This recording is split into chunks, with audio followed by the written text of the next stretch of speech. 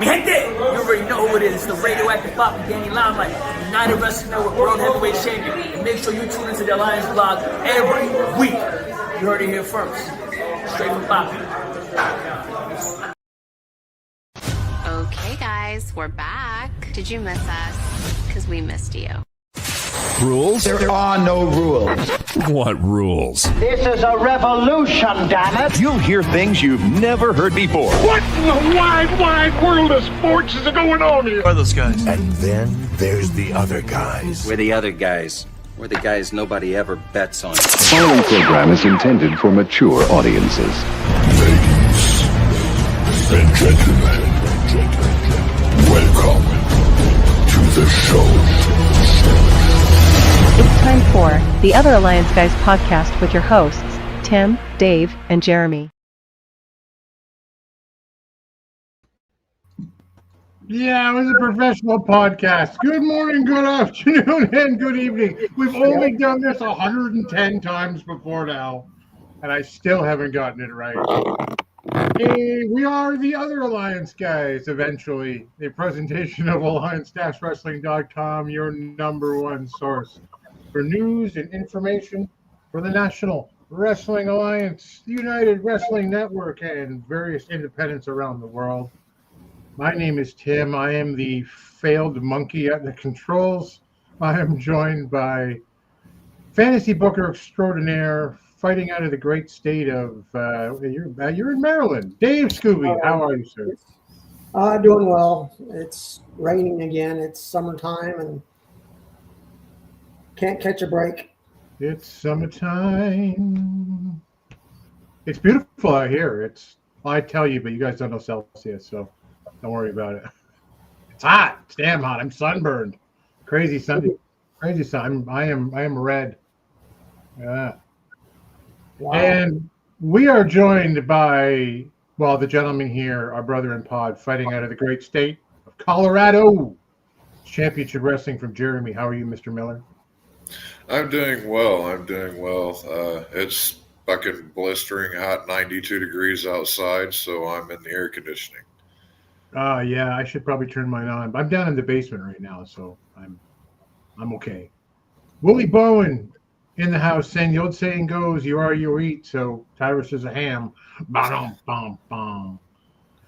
Do we know? Patrick Moore says, "Hey Patrick, if the NWA territories are included in the deal, well, let's talk about the deal first before we get into that." Although, spoiler alert, no idea. You guys know? No. I think it's just power, actually. I do believe it is just power that will be going to the Roku. To the Roku, our friend Rick Del Santo, the professor, he's in the house. How you doing, Rick? Hope you're well, my friend. Yeah, what are we going to talk about today, guys? We're going to talk about the NWA on Roku, which probably means a lot to people who know what Roku are, but I'm very old.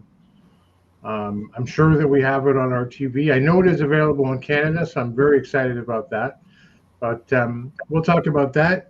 We'll talk about the NWA. We're just doing some NWA news right off the top. Filing opposition, I believe is what the wording says, to AEW trademarking the term Shockwave for a television broadcast. We're going to talk about a certain dominant one-time women's world champion appearing on the reboot of another reboot of American Gladiators. Just interesting. And just because I came on in the air and someone had thrown up a poll in the Discord. If you're on YouTube, the link is in the doobly-doo. Please join. It's Astronomer who said, "Who will Tom Latimer face at 77? I'm going to ask these guys and you guys what you think. We'll ask Rosville what he thinks. Alliance Late Night. Good to see you, my friend. But guys, let's talk about it right off the bat. In the round table, the NWA on Roku. So 6 days ago, the NWA announced a streaming deal on Roku. there was about, I think Billy Corgan said, a 6 to 9 month negotiation between them. They reached an agreement for North America, so that's NWA in U.S., Canada, and Mexico, and then starting on July 29th, so pretty quick right off the bat, you're going to have NWA Power on the air every Tuesday on Roku for free at 8 p.m. Eastern. So, Dave, what do you think about the NWA on Roku? Is this a good step for them? Well, I mean, Roku is the quote-unquote self-proclaimed #1 streaming platform in the United States, and I guess they consider it almost nationwide if you include Canada and Mexico. I'm not sure what their international abilities are. It doesn't look like they do have anything outside of North America.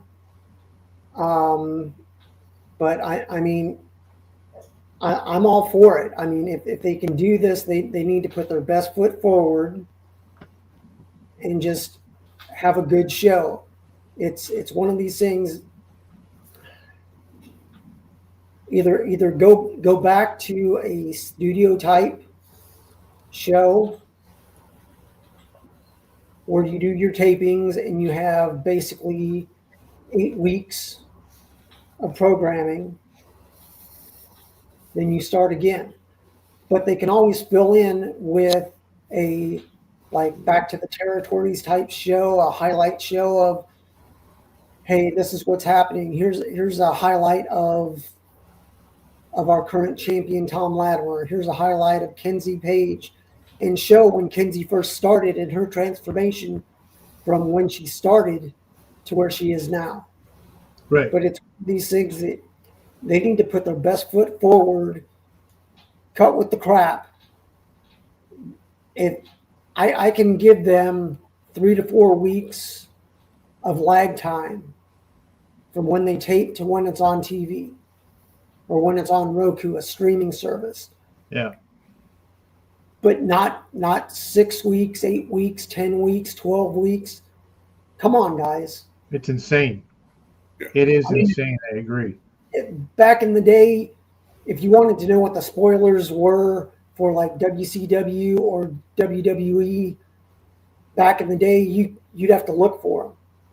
Now you know within minutes of something happening in wrestling, it's on X, it's on Instagram. And if you want spoilers, you know where to find them. But even a couple weeks,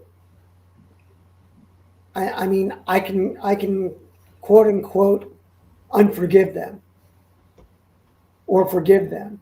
It's one of these things that, come on, guys, this is now your chance. You've had all these other places that you've tried, and by your hand, you've left. Yeah. They left YouTube. They left all these other fight. So it's like, okay, let's start. You'll have 5 months to build up something before 2026 starts. And I'll talk about that in my fantasy booking. But you got to put your best foot forward. And I'm keeping my fingers crossed, but I don't have a lot of I don't know. I mean, he's at a loss for words. It's Bill. I don't know what he's trying to do or what he wants to do. I mean, it has been, to that point, it's been YouTube, it's been CW, it's been Jeremy, it's been Twitter or X. It was YouTube. Yeah, it was YouTube. It was Fight. Oh, that's right, Triller, Fight. You're right. And then we went back to YouTube. Right. And then we got to CW, and then we went to Twitter. Right. That's right. So, I don't know, Jeremy, to Dave's point, okay, anything's a good thing. Let's get it going. But we've had all these places we've seen the NWA move to, and I don't know, the 6 or 7 years that Mr. Corgan's on the NWA. What do you think about this? Do you think it's positive? This is definitely an upward move from Twitter. Yeah. This is not necessarily a lateral move away from YouTube or the CW, but more kind of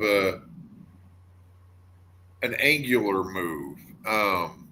Like today's point, Roku is the #1 streaming platform in in North America, and by that, they put their technology into very, very inexpensive televisions that are quick pickups. Mm-hmm. I've got one in my bedroom. I had one in my living room for a while. I've had a Roku now for probably close to 10 years. I was seeing a couple of the guys in the chat saying that they need to learn how to navigate theirs and everything. And it's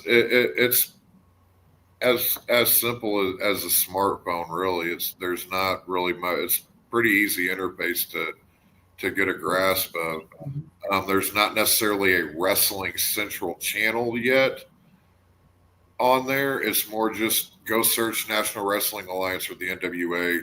It'll bring up the results. You can watch New Japan on there. Lucha Underground can be found on there, all their old episodes. There's quite a bit to be found on it. So it's not a bad move by any means. Like I said, it's not a upwards trajectory, but it's not a lateral move. Yeah. I more than anything think that along with production, there needs to be a focus on story arcs, and you need to get a name that people recognize and want to tune into your show to see. You ain't got that right now. Yep. You've got great talent, but you don't have a name that people want to tune in to see. That's true. I don't know that there is. I just was thinking, I think you're right. When the biggest name on your roster, I guess, would be Tom Latimer, EC3. I mean, I don't know. I love enjoy watching both those guys, but I don't know. Like, to your point, if they can pull in that audience with that. I'll just go here. It used to be a territory, Patrick said, named NWA Shockwave. Yeah, it was in Texas. I had not heard that the 10 Pound of Gold series is going to Roku. Haven't read that anywhere. Take your word for it. Willie Bowen said Tom Latimer ought to be facing Hammerstone, I think, back to 77. Well, we can talk about that for sure, because I think Hammerstone is one of the more, even though he's been around quite a while, I think he's still always one of the more exciting prospects. But I don't think we even know that he's on the NWA roster per se. Right now. Patrick said, I need to learn how to use my Roku channels, to be honest. I can't find the Wrestling Central channel yet. Nick Aldis to return to the NWA. No. He's quite happy with the paycheck he's getting. I'm sure. Yeah, I've heard people ask, hey, when Adam Pearce, when are you getting back in the ring? And he's like, never. Thank you for enjoying our programming. I wish there was more synergy with the NWA and the territories. So do we. We've talked about that over the last few weeks, and just, Dave always likes to tie the ends of each things together. Like, hey, just promote this here, and more people would be looking at your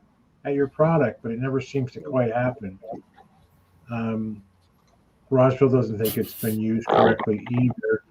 And Rick had said for the NWA, it's bouncing around too much. It's, but Roku's pretty easy to use. We're going to talk about Kamille, but she's doing more than whatever she's doing around bodybuilding. We'll talk about that in a second. Roz says, I checked out the schedule, Roku Sports Channel. The new one won't be able to rely on bleed over from show to show. So maybe that means, guys, that they have to change how things are going to be produced after, this current run of programming is over. But I would imagine they still got stuff in the can. And another thing that I heard that gave me pause, me and James H. Jackson were talking, and they're going to go on Tuesday nights at 8:00, which is essentially head to head with NXT. And I that's a choice. Why? Yeah, that's a choice. Like, whether it's a choice or not, that's still a choice, and it's a dumb one in my opinion. Regardless of what you feel about NXT or WWE or anything, that's one of their continually consistent drawing shows week in and week out. Back in the day, at the turn of the new millennium, you either watch WWE or you watch WCW. And you might have flipped during the commercials, or when Eric Bischoff was telling you Mankind was your new world champion. Who cares? Well, everybody. But anyway, and those were two companies that were neck and neck. Yep. And this is not that. No. So if the wrestling fans are your demographic, which you've got to think they are, that doesn't make much sense to me. No. Yeah. And to be honest, I wasn't a fan of WCW and WWF then going head to head. We would watch the first 2 hours of Monday Nitro, or the first hour. No, we'd watch the first hour of Monday Nitro. Then we'd switch over to Raw. We'd watch it. Then we'd go right back to WCW and watch the rebroadcast of it and watch all of it. Right. Just as an aside, Patrick Moore asks, I'm curious or confused. Can NWA count champions like Adam Pearce and Christian Cage? Well, yes. Both of them were NWA champions at different time periods, one in TNA and, one not. But also wrestling. They can count anything, but they do, and they always have counted both of those guys as NWA World Champions. But we'll see what happens, I guess, guys, around the Roku deal. Well, let's talk about the NWA trademark opposition against AEW. So there was a trademark that went through back in September of last year, the 6th, I believe. AEW trademarked or filed for the trademark for Shockwave. And about, I think it's 18 days later, the NWA filed for the same. And although they filed it later, they can assert that they have the rights to it, Dave, because they had it back in 2020 when NWA Shockwave came back, later in the year. So it's there was a legal letter sent, as far as I think it's here, back in September, requesting the AEW, cease and desist the use of the name Shockwave, and they've got, I think, until the middle of next month to either retract it or respond to it in one way. What do you think's happening here? I'm not really sure. I mean, Tony has to. With his position, whether it be football, soccer, or wrestling, he has a legal staff that works for him. All they would have had to do is type in Shockwave Pro Wrestling, and it would have come up that there was an NWA Shockwave wrestling organization that Shockwave has been used before for NWA. Mm-hmm. And it's one of these things that I don't know if he's just like, I have money, I don't care, I'm just going to push forward, and money fixes everything. Well, Billy has used Shockwave. They had the Primetime Live that featured NWA talent. They rebroadcast that as Shockwave. And they've also had a couple live events that they tagged as Shockwave. So, granted, NWA does have, they have their hand on the Shockwave name, in my opinion. But it's always one of these things that if Billy wants the money and Tony is willing to pay for it, sell it to him. If they're just using it for an event, if NWA is just using it for an event and it's not going to be on TV or streamed or on pay-per-view or signature live event or whatever, if you're not using it, make some money off of it. Yeah, I also think these things are probably common in everyday guys. Oh yeah. You know, like the Cody Rhodes getting the name Cody Rhodes significantly after a period of time that the WWE owned the Rhodes name, so to speak, and having to go by Cody for 2 or 3 years there, I think. And look, he's been the golden boy over there for a long time. So I don't know, Jeremy, I think this is something that just feels like business. It's just something, yeah, you can't do that. That's associated with us. What do you think? Yeah, that's the bad thing about wrestling. And Vince was big on that. Yeah, don't work with those guys because you're working with me. Look at what it did to him with MLW. Right. You know, now you've got an individual that, like Court Bauer, who does have a very solid wrestling mind, and the time and now WWE money to put into his promotion. Yeah. W's on the uptick again. They were down there for a minute, but they're back up on the uptick again, and it's because Court is spending money. He brought back Myron. Myron Reed. Yep. Myron Reed's back. And did you see that? Did you hear and see that crowd pop whenever he came back out? Yep. That was monstrous, man. He's got I don't care for the guy, but he's got Riddle. He's spending money to get talent, and he has storylines. That's what Billy has to do. He needs to get people in there, get a committee, a governing body of some sort, which I think is kind of what they're doing with the president thing or whatever. But get away from, you can't do this, you can't do that. I'm working here. You can't work with them, whatever. Just focus on your shit. Make your shit fucking tighter. Yeah, exactly. I hope to Dave's point that this is basically a phone call or series of phone calls. Can I have it? You know, we own it. All right, I'll give you insert number here. Sounds good. And then give us some of that AEW money, or talk about working together again. Like we heard a few years ago how things kind of might have gotten a little rough when it came to their relationship. And, that's something that, like, the WWE's bought AAA and not AAA. AAA. Yeah, no, AAA. And they're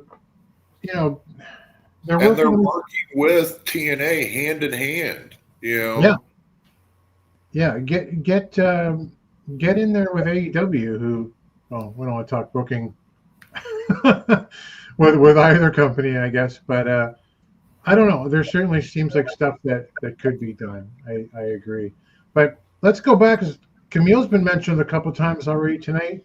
Kamille Latimer, as it was written in the press release that I read, to appear on yet another reboot of American Gladiators, Dave. This is going to be hosted by The Miz. Yep. Who, I don't care what you say about the Miz. The Miz can host everything. I like The Miz as the host.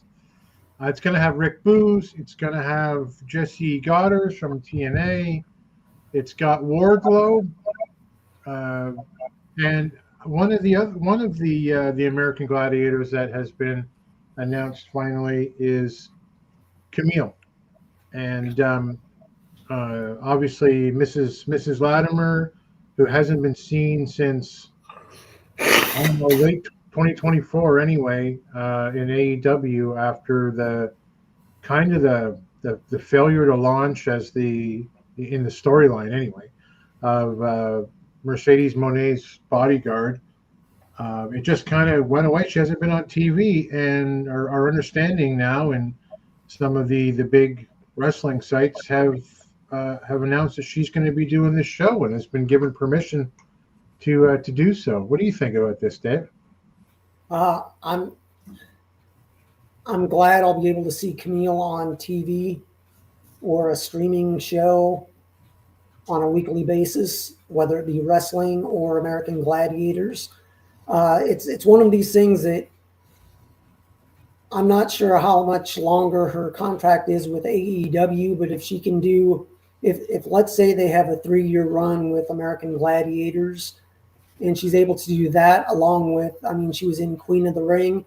If she can get some acting jobs along with the athletic stuff she's doing, the American Gladiators, and also wrestle maybe once or twice a month on the independents. If she's already, she's still young enough that she can, but she also was smart in that she got her realtor's license. Yep. So that's one of those things that she can always jump in if she's not wrestling or doing a TV show. She can go, okay, for the next 3 months, I'm just going to work for ABC Realty as an associate, make some money until my next gig comes along, or I choose to go wrestle a couple weekends and make money the quote unquote quick and easy way. But I'm all glad. I'm all for it. If she can make a name for herself outside of wrestling, more power to her. I liked American Gladiators as a kid. It's very wrestling adjacent, Jeremy. It's had a couple of reboots. I think the last one was with Hogan, or at least one of them was. He was the host. That's why that one failed right there, brother. Yeah. Listen, that doesn't work for me, brother. But I don't know.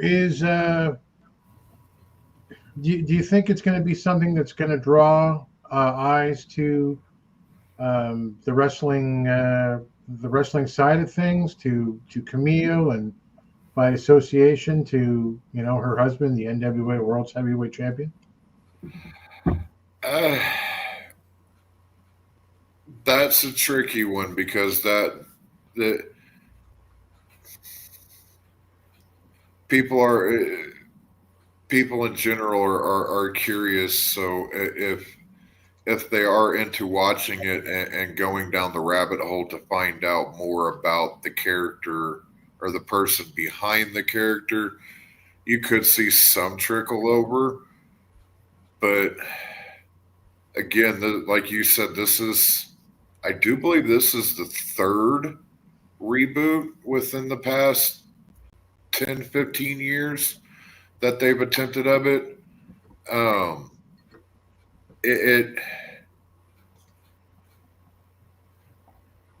It's an interesting show. I enjoyed watching it as a kid. If it pops up and I'm not doing anything else, I'll watch it. Yeah. I did notice the names that were in there. J-Rod's another one that's a wrestler that's in it as well. But Oh, that's right. Wrestling's pretty much the only thing that I really watch like that now. You know, from that a holdover from my childhood. You know, American Gladiator. I didn't watch the other ones, so I probably won't check this one out. I wish him the best. Yeah, for J-Rod, I forgot about J-Rod, UWN alumni as well, right? Yeah.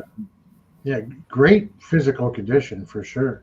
You know, it made me think just now. Do you remember back in the old days when they had, you know, they like Laser and I don't know, all their names and stuff. Turbo. There's one called Ice, and she keeps popping up in my YouTube ads like now, and she looks like phenomenal. Like she's like a health expert or something, I guess.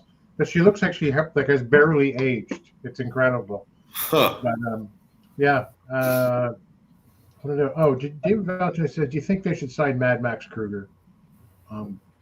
No, I think he's with MLW. Yeah, Mads. Yeah, he's no, he was still popping up in Memphis though and stuff whenever he gets was around. Yeah. Well, so I don't know about signing him, but maybe see about bringing him in. Because that's another thing. Billy's not big on signings per se either, though. Yeah, I remember Memphis when it would be like, what was her name, Jeremy? It was Madge. He wasn't Madge Kruger down there. He was something else. Cruel. That's it. Yeah, he was cruel with like Stacy. Yeah. I don't know. Some ring rat that he met Memphis. All right. No, sure. It wasn't a Stacy name. It was definitely a stripper name. Yeah. Terry Lynn or something. yeah, something like that. Jody Lynn or Jamie Lynn or Kirsty Lynn or. Well, I don't know, David. I guess we'll see, but you got to be pretty tough to be on that show. Let's talk about our last one before we get into some UWN here. But I stole this right out of the Discord, as I mentioned at the top of the show, from Astronomer's poll in the general channel. Who do you guys think should face Tom Latimer at NWA 77? And the reason I bring that up is because I think it's today the NWA announced NWA 77th anniversary show will take place in New York at the Paramount in Huntington, New York. A long time, they haven't been far from the area, but coming to New York, it's been a while, I think, and it begs the question, since that is happening on August 16th, which is 2 months from today, who is going to face the champ for the title at 77? Is it a current guy, Dave, that's in the NWA, or is it hired gun time? It's a guy that used to be in the NWA. They've met before. They need to finish up the story. And that is, as much as people may crap on it, Matt Cardona. Mm-hmm. He needs to finish up with the NWA. It's one of these things that he and Tom had a storyline at Sawin, very first Sawin. They need to finish this story. Tom is facing Cardona at Maple Leaf Pro, I think July 5th. So they need to carry that storyline over, and they need to wrap up the Cardona storyline. Granted, he had to give up the championship due to injury. He never lost it. They need to put a button on this story, and he loses to Tom. Tom winning over a former champion. Right now, the NWA, they don't have a current wrestler on their roster that can step up within the next 2 months. The most votes in that Discord poll right now is Thrillbilly, Silas Mason, and telling you, man, he's not the guy. He's not the guy right now. Not yet. He was 2 years ago. Lou agrees with you. It's he says it's Cardona. Willie says no. Rick says, "Oh, Dave, Cardona." Oh, no. Well, I mean, Rick, this is a way to finish him for good. He's done. Yeah. If he Did he freeze up? Rick, you got him all fired up, and we lost connection. I mean, it's one of these things of. Oh, there you go. We got you back, Dave. We hear me. You're there now. Oh, I'm just saying, if he loses, Cardona's done with the NWA. Latimer adds to his win record. He's beat another former champion. But they need to either bring in somebody from the outside that can stay for a good 6 months and do a good storyline with Tom or whoever your champion is. I mean, like bringing in Natty to deal with Kenzie. There's some good women on the roster, but right now there's nobody to face Kenzie. So they bring in some outsiders. You need to make it a good story. And I believe Natty wants another shot. She said she's not done. She's on Busted Open. She said, "I'm not done with Kenzie." And she said, quote unquote, "that bitch." She's going to finish her story, and whether it's to raise the stock of Kenzie or Kenzie moves on to NXT or another organization, it's one of these things of you have to do what you need to do at the time to make things make sense. If they bring back Natty, I have no problem because the story hasn't finished. Kylie interfered in that match. Okay, so now down the line, it's I don't know. It's one of these things. Cardona needs to button up the storyline. If they can get Kamille to do a run-in Maple Leaf, or if Cardona ends up coming to 77, have Kamille do a run-in, do a spear, and Tom wins. It's payback for what happened at Samhain. I also like tying things up, man, and like it doesn't happen enough in wrestling. But you know, like Rick has said, it's not something he's going to pay for. Bring in Richard Holiday or anyone besides Cardona. But Rosville does make a good point. Even if you have someone step up right now, you're not going to see it. Not an NWA programming. I know you're talking about, MLP. That's so far behind. That what are you going to do? I wouldn't be surprised if it's Rhino, Jeremy. If you had a Rhino being brought back and to say, like, Colby Carino got in my way last time, and I'm still good to go and I want that title. But what do you think?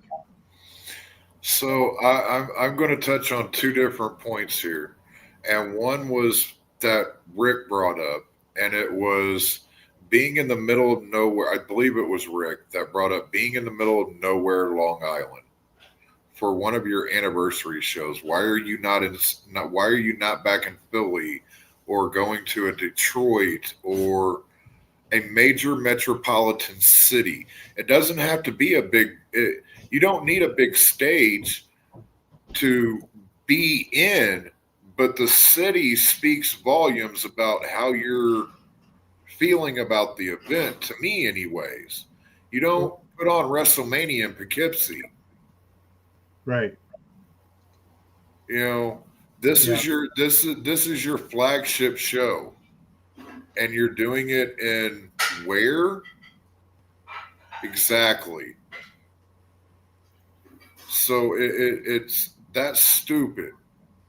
And then Patrick Moore asked the question of who can Billy afford to bring in? Yeah. Billy can afford to bring in fucking anybody. A 1-year contract, you drop $2.5 million fucking dollars on the person, anybody's gonna fucking sign it as long as the booking is good and the check cashes. And Billy can afford that. Billy doesn't want to pay it. He's too much of a fucking carny. There's the soundbite, Jay.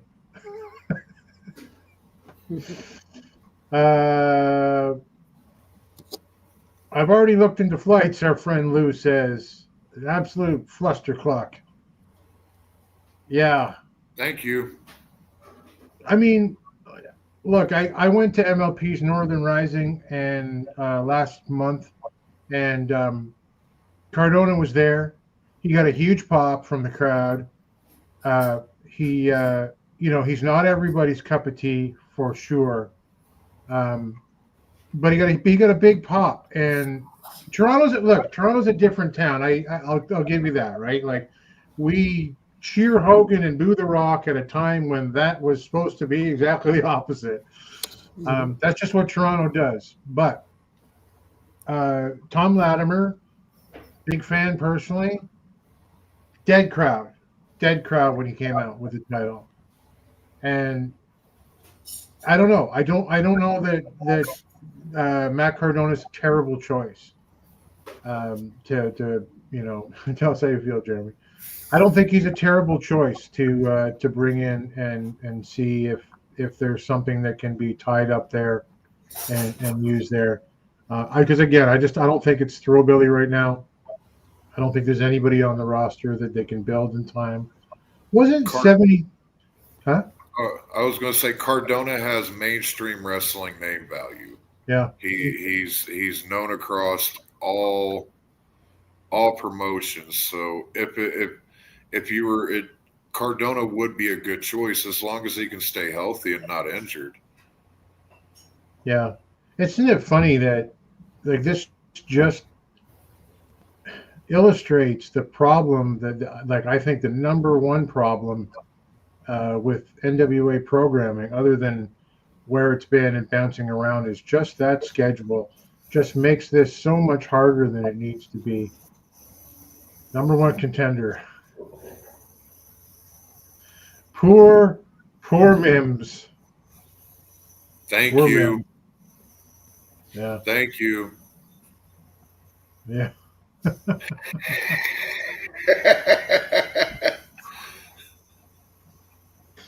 I said, love you, buddy. Listen, we'll find out. We got time. They'll find out. Let's go to Dad's segment in the championship we call Championship Wrestling from our Daddy Jeremy. Attention, everyone. One. School is in session. Oh boy, is this great! Let me talk to you. Let's get down to the nitty-gritty. It's time for Championship Wrestling from Jeremy. It is time for Championship Wrestling from Jeremy as he gets down to the nitty-gritty. What's going on, my friend? Dave, I love that fucking intro, man. Just chef's kiss. So this week we're back at United Wrestling Network. We started out the show with Jen Sabani and Brittany Brooks. This was a good introduction for Sabani. Solid hand that'll add depth to the women's roster over there. There was nothing flashy or anything that stood out here. It was a good, solid match. It was there to introduce Sabani to the audience and to give Brooks a win heading into her match against Alex Gracia. And it successfully accomplished that. Sabani had a good first outing. Even in defeat, the good back and forth there. They put together a good match. And she'll be a welcome addition to the women's locker room there in UWN. We then had a backstage segment with Emily and Gunk. and we almost found out what that acronym was for. Goblins underneath, and then Casanova Valentine got cut off. Rob said that he had 15 missed calls from Championship Wrestling from Hollywood.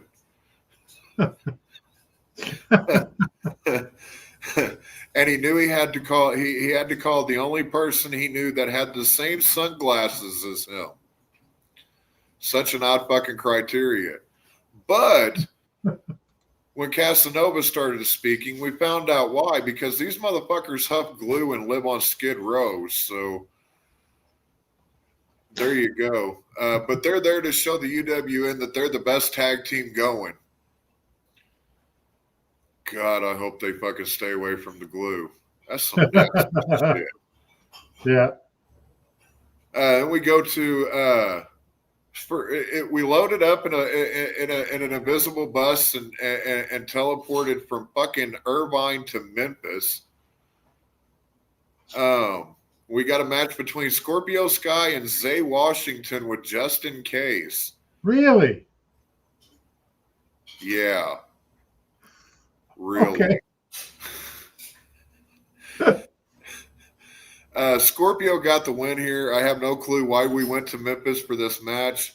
And it gives me concern, honestly. I'm glad Boss is in the chat because maybe he can answer this. We're not going back on hiatus, are we, man? Because the last time we started getting teleported to places mid-show, they went on hiatus not too far after, Boss. You know more about this. Tell me in the DMs or something in Discord, but just a little apprehensive there.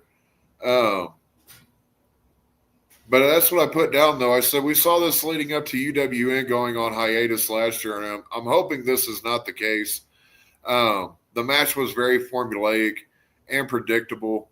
As soon as I saw Zay was paired up with Justin Case, I knew that Aaron was coming out before long, and sure enough, his big ass did. We then go back to Irvine, and we've got a match between Matthias and Jordan Cruz. Matthias reminds me of a creator wrestler on WWE 2K whatever. Yeah. Kind of generic looking, generic taunts, generic moveset and poses. Cruz took this one with the No More Sorrow shoulder spiked on the knee.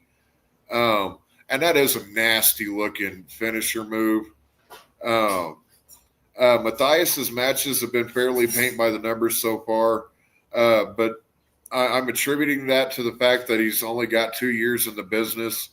He's got a good look. I haven't really got to hear him too much on the mic yet. But he's a good hand in the ring. Nothing's looked bad from him or anything like that. So I'm hoping that they're just kind of breaking him down so that way whenever he does get a good win or whenever he does finally reveal whether he's a heel or a face, it makes complete sense, But it was good to put him in there with Cruz. Cruz is a great hand in the ring. And it was smart to put him in there with somebody that can walk him through the match in front of a crowd, in front of the cameras, and get some on-the-job training. Right. Because, like I said again, he's not a bad hand at all. He's solid, even at 2 years. So he's good. We're then introduced to the Midnight Sun, Orrin West. He's from Alaska. And he's going to slay the Dragon, Brandon Cutler. We then see main event Event Daniels pull up with Bryce Saturn and Damian Desire, who have been dubbed the Avantourage.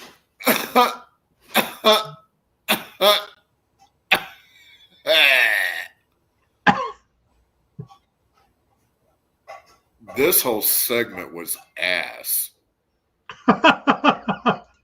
There was a valet there. The guy takes the keys, asks for tips. They're like, don't scratch the car. He gets in, starts it. He moves forward about 1.5 feet and then kind of stops for a split second. and then moves forward like another foot and then stops, but never leaves the frame.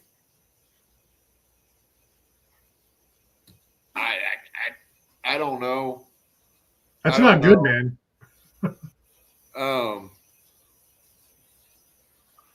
We then go to Jordan Castle, who's in the ring, earning that manager fee by touting all that Maximilian is with his money and looks and hailing from places that we can't pronounce.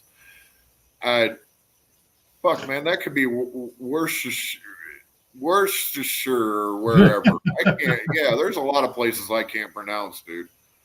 But we then get a Maximilian match versus Halix.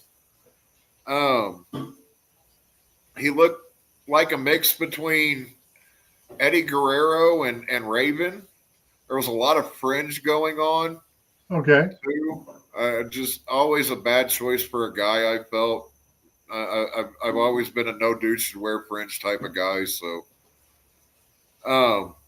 but this Max is still using that fucking shitty chokehold submission thing. And commentary is still trying to sell the shit out of it. Yeah. He won. Then we got a backstage. We got a little video package from Danny Limelight. And he announced that next week he'll be issuing an open challenge to any bozo stupid enough to step up. And that was my segment of the week. Really? Yeah. I don't we then go into the main event match with Warren West and Brandon Cutler. So this match happened. They wrestled a match in a ring. It was a match. Cutler went with the total party kill. And yeah,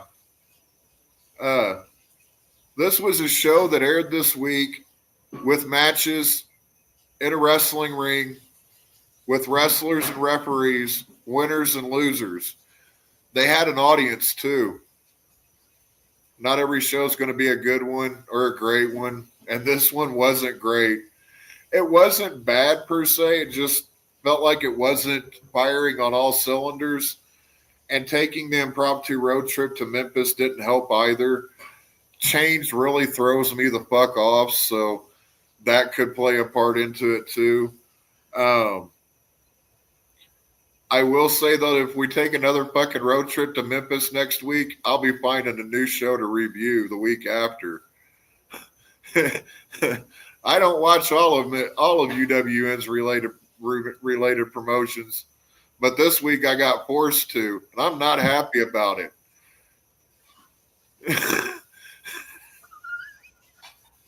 At least it wasn't those two fucks. I don't know what you mean. I'm Jeremy, and that was my review of United Wrestling Network for this week. If you're not watching the United Wrestling Network, well, it was probably a smart fucking move this week. Thanks, guys.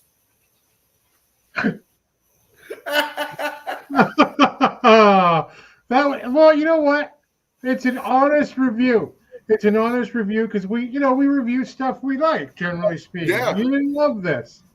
You did not love it, and that's fair. And it's you're never gonna get a not on. If it's bad, I'm gonna tell you. If your kid's ugly, I'll tell you. Yeah, that's an ugly baby. UWN has a new show coming up, right? New York, Gotham City Wrestling. Yes. There you go. Gotham City. I'm interested to see what they do there and who they have. Because we're getting introduced to a lot of new people every week in and week out. So, yeah. Justin's a personal friend. Okay, awesome. Yeah, it's cool. Awesome. Cool. It's nothing. It's nothing personal or anything. No, please. I am completely honest at times to a fault, Pat. If you got an ugly baby, I'm going to tell you. Sorry. Yeah. I'm going to keep what I was about to say to myself for once. I appreciate you. Thank you, sir, as always. Let's go now to our fantasy booking segment for the night. We're going right back to the NWA as we introduce Dave Scooby, fantasy booker, in a segment we like to call I Respect You, Booker Man.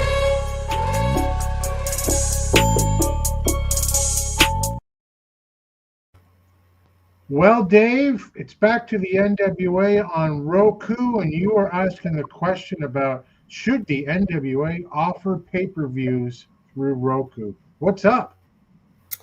Well, Roku itself has a very large streaming service that it provides for North America, and it has pay-per-views available through apps within the Roku channel.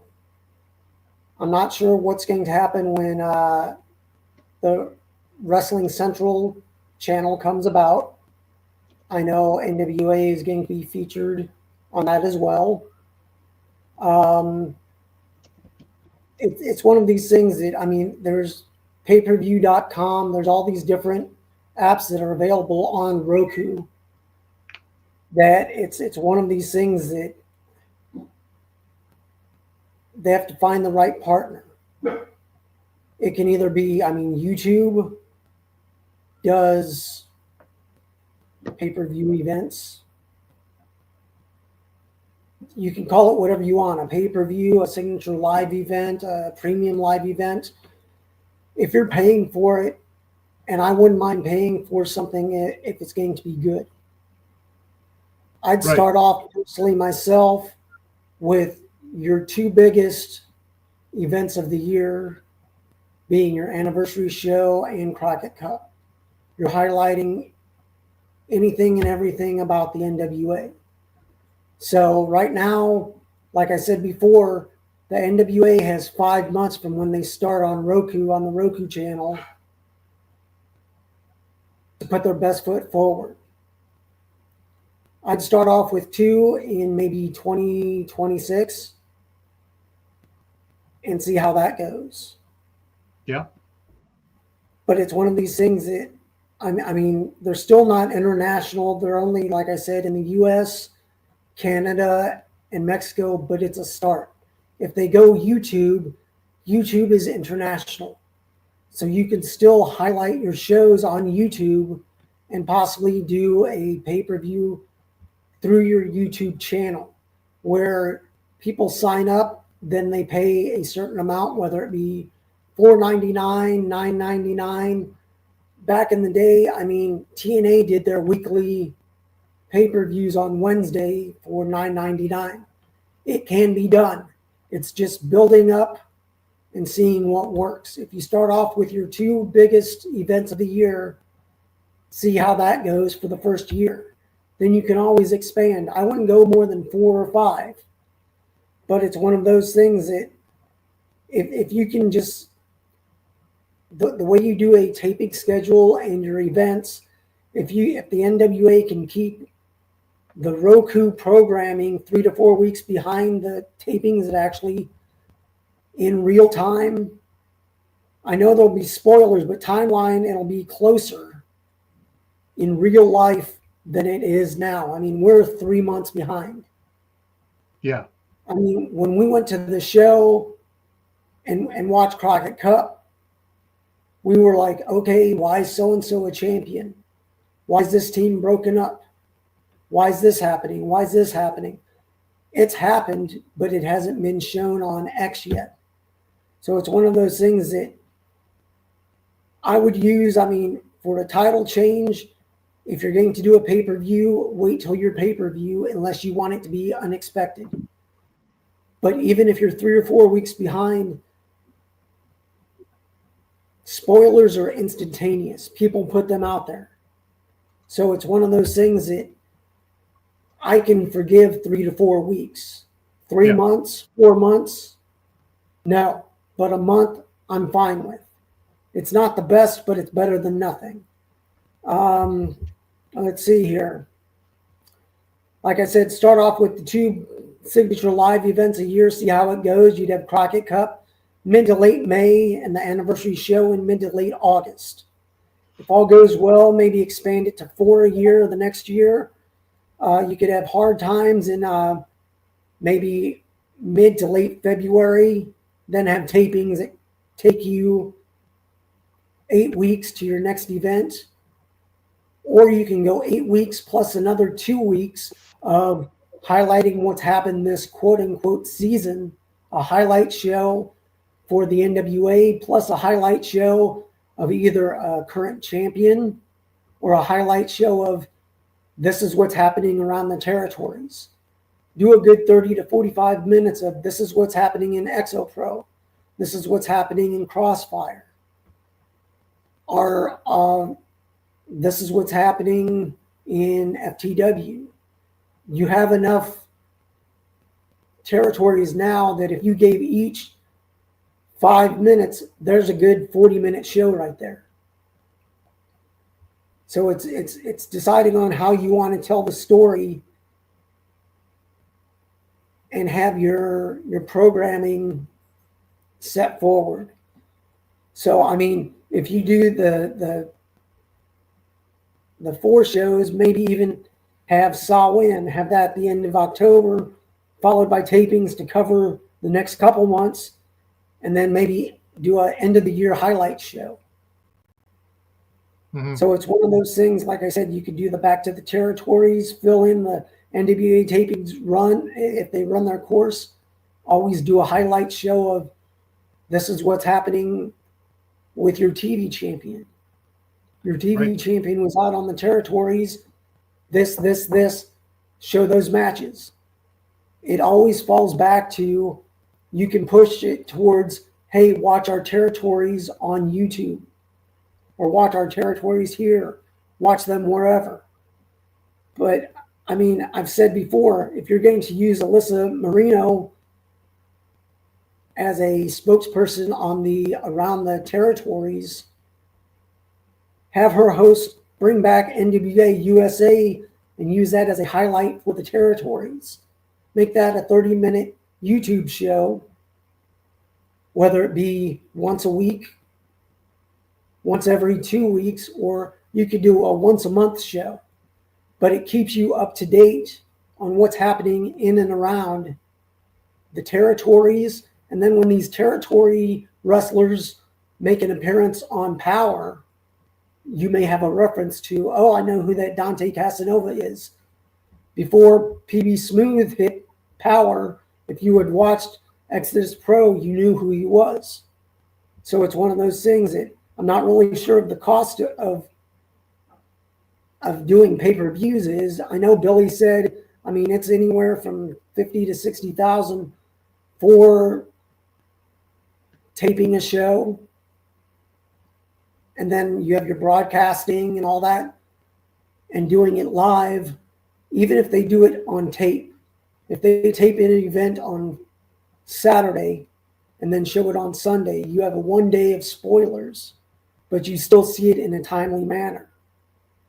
I mean, if they're able to get some traction with this new Roku deal, hopefully they can gain some ground and be in somewhat of the same timeline, whether it be the same month or within a month.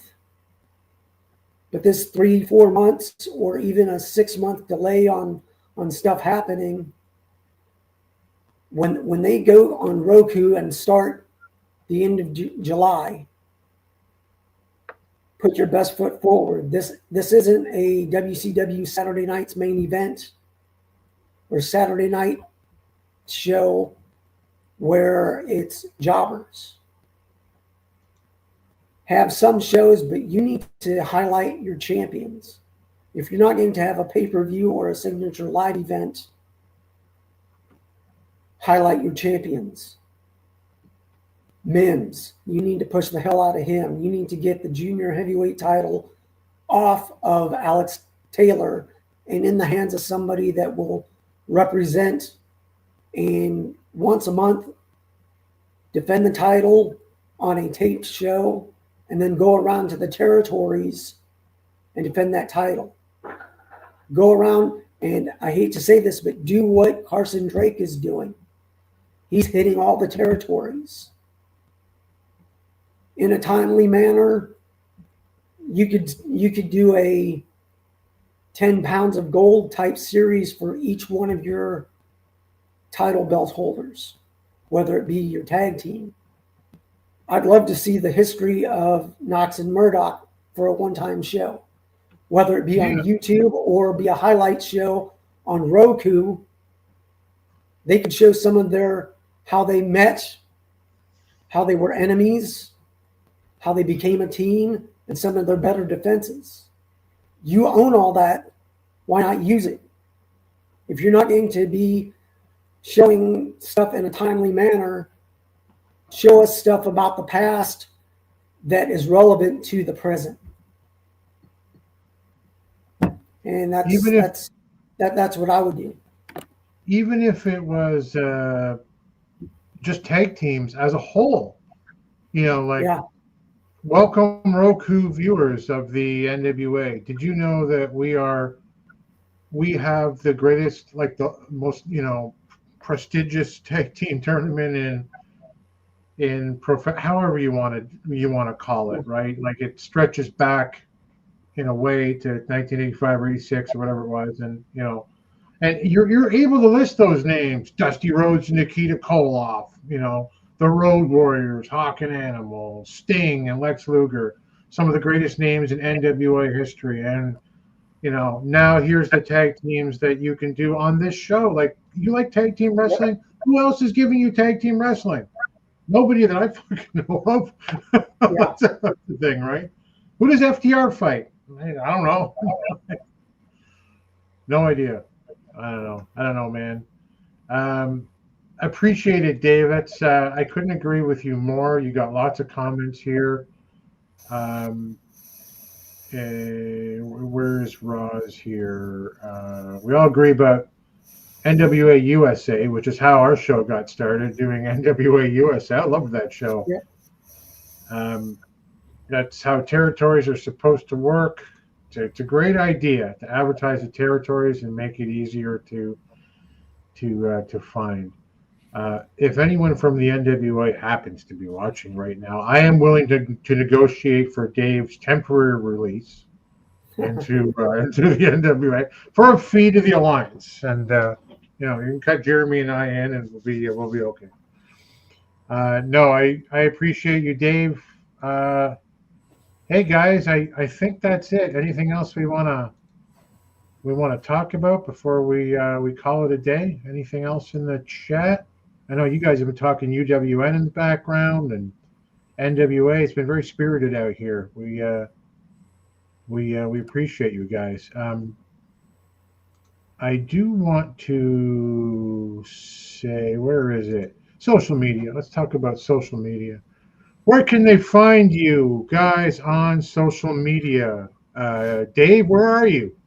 You can find me Blue Sky every once in a while. I'm on X and Instagram at Dave Scooby. And like I've said before, if you have any ideas about rebooking past NWA or even, WWF, I'm an old school WWF guy. I grew up in the Central States, Kansas City area, and we'd have WWF come maybe once or twice a year. Plus, I watched the Central States almost on a monthly basis. Watched them weekly, but went to a match on a monthly basis, whether it be in Kansas City or Topeka. Even traveled to Wichita to see a couple matches. But it's the past is the present if you do things correctly. Yeah. And it's one of these things that, like they say, there's only 7 stories and they've been retold over and over again, that there's different ways of telling them. And the same thing with wrestling. I believe that you can tell a story from the 1950s, if done the correct way, update it. And old school, but new school. You just tweak little things to make it interesting in today's time period. So it's one of these things that fantasy booking is about what I would like to see. But if you'd like me to rebook something from the past, I mean, who knows what would have happened. Like I said, I've done fantasy booking on like Ric Flair when he was in his accident. If he would have never come back, the stories that would have never been told.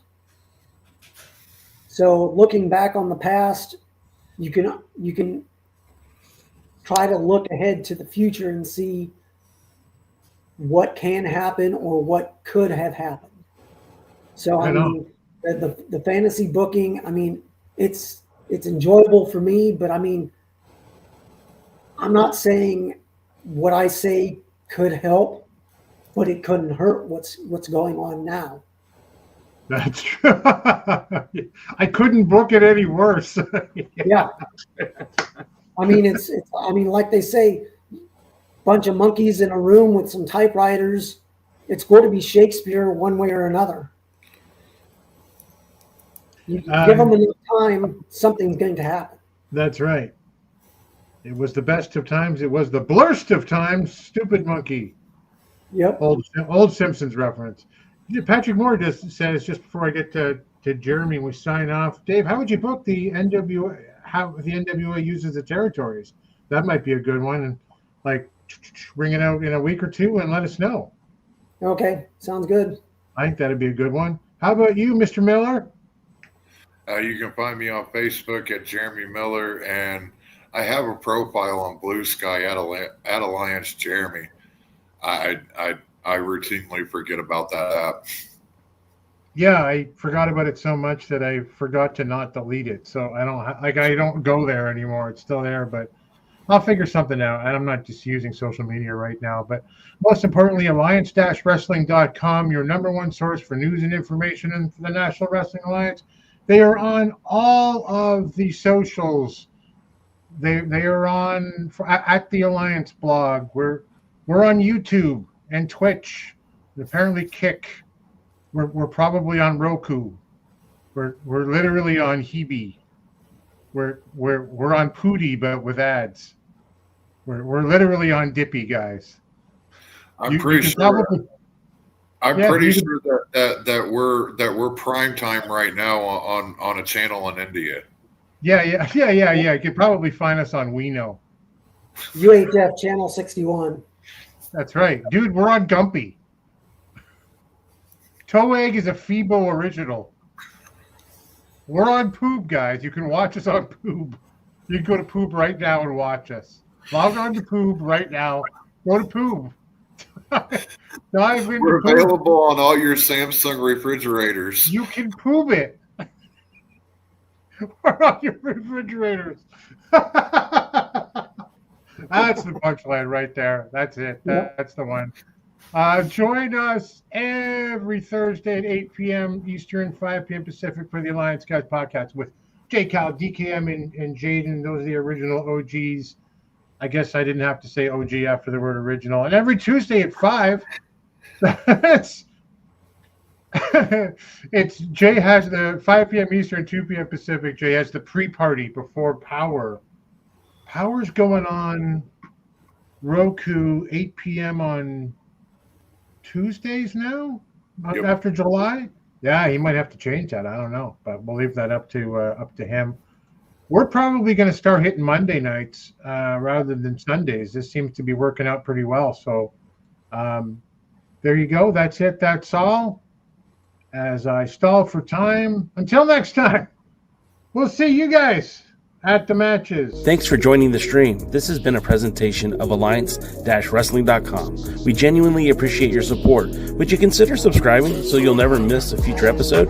I'd also like to remind you we do a live stream every Tuesday at 5 p.m. before NWA Power. You can find us on social media at the Alliance blog. And until next time, we are the Alliance.